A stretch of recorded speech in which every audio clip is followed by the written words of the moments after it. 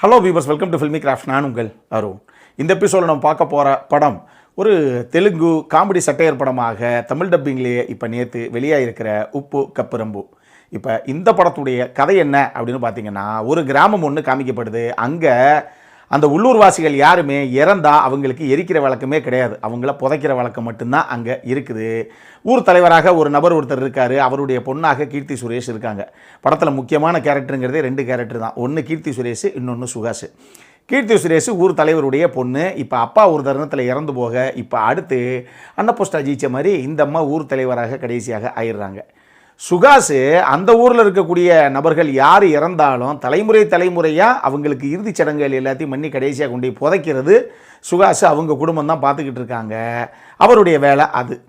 இப்போ இந்த அம்மா ஊர் தலைவர் ஆனவுடனே இப்போ ஊரில் என்ன பிரச்சனை இருக்குது அப்படின்னு யார் என்ன கேட்டாலும், பஞ்சாயத்து மீட்டிங்கில் போய் பேசும்போது யார் என்ன கேள்வி கேட்டாலும் அதை எப்படி சமாளிக்கிறது அப்படின்னு சொல்லி அவங்க அப்பா உயிரோட அவர் தலைவராக இருக்கும்போதே மகளுக்கு எல்லா பாடங்களையும் தெளிவாக எடுத்திருக்காப்புல. ஆனால் அந்த பஞ்சாயத்து மீட்டிங் ஒன்று நடக்கும்போது திடீர்னு சுகாஷ் நம்ம ஊரில் ஒரு முக்கியமான பிரச்சனை இப்போ தலைவிரித்து ஆடப்போகுது. அது என்ன அப்படின்னா, சுடுகாடு ஆல்மோஸ்ட் ஃபில் ஆகிருச்சு, இன்னும் 4 பேரை தான் புதைக்கிறதுக்கு இடமே இருக்குது. இப்போ அந்த 4 பேருக்கு அப்புறம் வேறு யாராவது செத்து போயிட்டாங்கன்னா எங்கே வண்டி புதைப்பீங்க? நீங்கள் தானே ஊர் தலைவரே, நீங்களே பதில் சொல்லுங்கள் அப்படின்னு கேட்க போக, ஓ இது இவ்வளோ பெரிய பிரச்சனையா, அப்போ இதுக்கு எப்படியாவது ஒரு விடையை தேடி கண்டுபிடிச்சாகணுமே அப்படின்னு சொல்லி நம்ம கதாநாயகியை களத்தில் இறங்க போக இதுக்கப்புறம் என்ன தான் நடந்தது, இதுதான் இந்த படத்துடைய மொத்த கதையே. இந்த படத்தை பொறுத்தளவுக்கு லெஜெண்டரி மலையாளம் டைரக்டர் ஐவி சசி சாருடைய பையனான அனி ஐவி சசி தான் இந்த படத்தை இயக்கியிருக்காப்புல. வசந்த் மரின்கண்டி அப்படிங்கிற நபர் தான் இதை எழுதியிருக்காரு. இவங்க ஒரு காமெடி சட்டையராக ஒரு படத்தை ப்ரெசென்ட் பண்ணணும், ஒரு வித்தியாசமான கதை எடுத்து அதை சட்டையராக அதை ப்ரெசென்ட் பண்ணணும் அப்படின்னு இந்த டீம் ட்ரை பண்ணியிருக்கு. அது எனக்கு ஆன் அண்ட் ஆஃபாகத்தான் ஒர்க் அவுட் ஆகிருக்கு அப்படின்னு வச்சுக்கோங்களேன். படத்தில் முக்கியமான கதாபாத்திரங்கள்ங்கிறது 2 தான், ஒன்று கீர்த்தி சுரேஷ், இன்னொன்று சுகாஷ். 2 பேரும் அந்த எடுத்துக்கிட்ட கதாபாத்திரத்தை நீட்டாகவே அதுக்கு என்ன தேவையோ அது மேக்ஸிமம் கொண்டு வந்திருக்காங்க. என்ன ஒன்று, கீர்த்தி சுரேஷுடைய கதாபாத்திரம் ஆரம்பத்தில் லூசு பெண்ணே அப்படிங்கிற மாதிரி நமக்கு தோணுது. ஏன் அப்படி எழுதுனா இங்கே ஆரம்பத்தில் அப்படிங்கிற மாதிரியே நமக்கு ஒரு ஃபீல் இல்லை, கொஞ்சம் அவங்க தான் ஓவர் டூ பண்ணிட்டாங்களோ அப்படிங்கிற மாதிரியும் லைட்டாக நமக்கு தோணத்தான் செய்யுது. பட் லேட்டர் ஆஃப் வரும்போது ரொம்ப நல்லாவே கீர்த்தி சுரேஷ் அந்த கேரக்டரை புல் ஆஃப் பண்ணியிருக்காங்க. சுகாஷ் அந்த கதாபாத்திரத்துக்கு என்ன தேவையோ அது காமெடி ஆகட்டும் எமோஷனல் ஆகட்டும் ரெண்டையுமே கரெக்டாக அந்த சீக்வன்ஸுக்கு என்ன தேவையோ அதை நீட்டாகவே அந்த கதாபாத்திரத்தை அவர் புல் ஆஃப் பண்ணியிருக்கார் அப்படின்னு சொல்லுவேன். இந்த படத்தை பொறுத்தளவுக்கு பேசிக்காகவே நான் சொன்ன மாதிரி சட்டையராக ட்ரை பண்ணியிருக்காங்கிறதெல்லாம் இருக்கட்டும், பட் காமெடியாக ஒரு சில இடங்கள் நல்லா ஒர்க் அவுட் ஆகிருக்கு, எமோஷனலாகவும் ஃபீல் குட்டாகவும் ஒரு சில இடங்கள் ஒர்க் அவுட் ஆகிருக்கு. குறிப்பாக அந்த கிளைமேக்ஸ் அது டெஃபினட்டாக ஒரு நல்ல ஃபீல் குட்டான ஒரு ஃபீலை தான் டெஃபினட்டாக நமக்கு விடும். அந்த மாதிரி ஒரு கிளைமேக்ஸ் தான் இந்த படத்துக்கு. கம்மியான பட்ஜெட்டில் ஒரு வித்தியாசமான கதைக்களத்தை நம்ம புல் ஆஃப் பண்ணணும் அப்படின்னு ட்ரை பண்ணியிருக்கு. டெக்னிக்கலி இந்த படத்துக்கு இவங்க எடுத்துக்கிட்ட இந்த கதைக்கு எந்த அளவுக்கு டெக்னிக்கல் சப்போர்ட் தேவையோ அது உள்ளே இருக்குது அப்படின்னு நான் சொல்லுவேன். சரி, இதெல்லாம் ஒரு பக்கம் இருக்கட்டும். அந்த படத்துடைய பிரச்சனை என்ன அப்படின்னா, நான் சொன்னேனே முக்கியமான கதாபாத்திரங்கள் 2 தான், ஒன்று கீர்த்தி சுரேஷ், இன்னொன்று சுகாஷ்னு.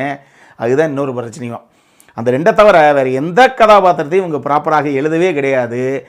படத்துக்குள்ளே ஒரு 3-4 கதாபாத்திரங்கள் முக்கியமான கதாபாத்திரங்களாக இருக்குமோ அப்படின்னு நமக்கு தோணா கூட அந்த கதாபாத்திரங்கள்லாம் சும்மா பெயரளவில் கடைசி இருக்க பல காட்சிகளில் வருது.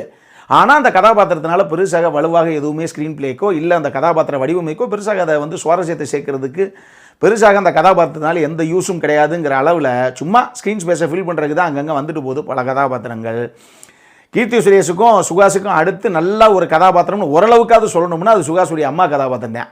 2-3 சீனுக்கு தான் அந்த கதாபாத்திரம் வரும். பட் அந்த கதாபாத்திரத்தினால தான் அந்த கிளைமேக்ஸில் இருந்து ஒரு சின்ன ஃபீல் குட் மூமெண்ட் ஒன்று கிரியேட் ஆச்சு அப்படின்னு நான் சொல்லுவேன். ஸோ இந்த 2 கதாபாத்திரங்களை தவிர மற்றதை பெருசாக இவங்க கான்சன்ட்ரேட் பண்ணலை. திரைக்கதையாக நீங்கள் எடுத்துக்கிட்டீங்க அப்படின்னா கூட ஒரு சில இடங்கள் காமெடியாக இருக்குது பார்க்குறதுக்கு, ஒரு சில இடங்கள் கொஞ்சம் எமோஷனலாக இல்லை ஃபீல் குட்டாக நீட்டாக ஒர்க் அவுட் பண்ணியிருக்காங்க. மற்றபடி இடைப்பட்ட பல தருணங்கள் ரொம்ப ஃப்ளாட்டாக ஓடுதோ அப்படிங்கிற மாதிரியே எனக்கு ஒரு ஃபீலு. இன்னுமே ரைட்டிங்கில் நிறைய கான்சன்ட்ரேட் பண்ணியிருக்காங்க அப்படிங்கிற மாதிரியே எனக்கு தோணிக்கிட்டு இருந்தது இந்த படம் பார்க்கும்போது.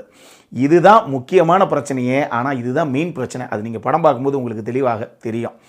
அடல் கானடை பொறுத்தளவுக்கு இந்த படத்தில் எதுவுமே கிடையாது, இது ஃபேமிலியோடு பார்க்கக்கூடிய ஒரு படம் தான். இந்த படம் எப்படி இருக்குது அப்படின்னு கேட்டிங்கன்னா, நீங்கள் பெருசாக எதிர்பார்ப்பெல்லாம் இல்லாமல் பொழுதே போகலை அப்படின்னா நீங்கள் பார்க்கக்கூடிய ஒரு படம். நம்மக்கிட்ட கேட்டிங்கன்னா ஒரு ஆவரேஜான வாட்ச் தான். பட் பொழுதே போகல சார், என்ன பண்ணுறது, தமிழ் டப்பிங்கில் இருக்குது பார்க்கலாமா அப்படின்னா பொழுது போகலன்னா சும்மா பாருங்கள். அந்தளவுக்கு ஒரு படம் தான், பெருசாக எக்ஸ்பெக்ட் பண்ணி போய் பார்க்காதீங்க. இதே மாதிரி இன்னொரு வீடியோவோட அடுத்த முறை உங்களை சந்திக்கிற வரைக்கும் இட்ஸ் அருண் சைனிங் ஆஃப்.